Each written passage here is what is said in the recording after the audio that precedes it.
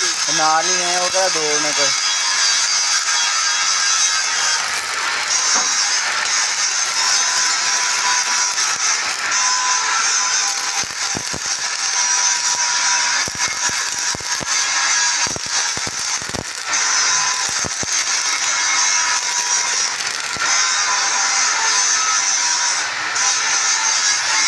हाँ नंबर आ रही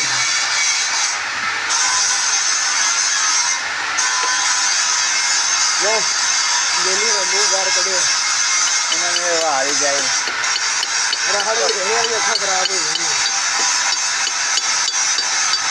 हो गई।